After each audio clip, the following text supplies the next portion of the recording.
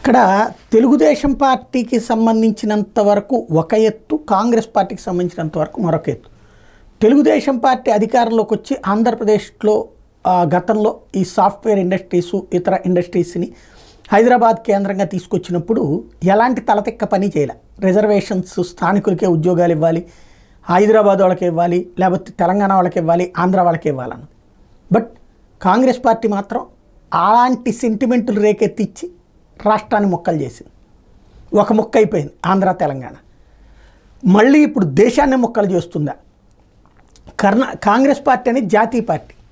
అట్లాంటి జాతీయ పార్టీ ఇప్పుడు జాతీయ పార్టీ అంటే ఏంటి?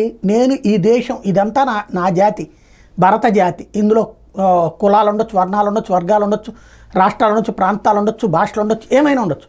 నేను దేశంలో ఎక్కడికైనా వెళ్ళి బతకాలి అంటే నేను ఎక్కడైనా వ్యాపారం చేసుకోవాలి, నేను ఎక్కడైనా ఇల్లు కొట్టుకోవాలి, నేను ఎక్కడైనా ఇల్లు కట్టుకోవాలి, నేను ఎక్కడైనా ఉండడానికి అరువు ఉండాలి.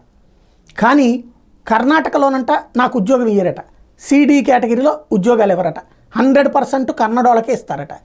అలాగే మేనేజ్మెంట్ కేటగిరీలో 55% స్థానికులకే ఇవ్వాలట, 75% బి కేటగిరీలో వాళ్ళకే ఇవ్వాలట.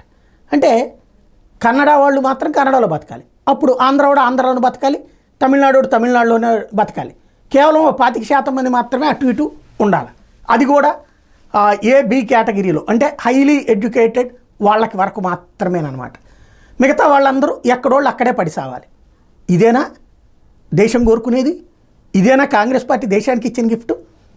ఇది దేశం అంటే సర్వభాషల సమ్మేళనం అనుకుని ఎక్కడైనా బ్రతకచ్చు అనేటటువంటి దశ నుంచి ఇలా ఎలా తీసుకొస్తారు? అసలు ఈ బిల్లు తీసుకురావడం వల్ల కాంగ్రెస్ కొరిగిందేంటి?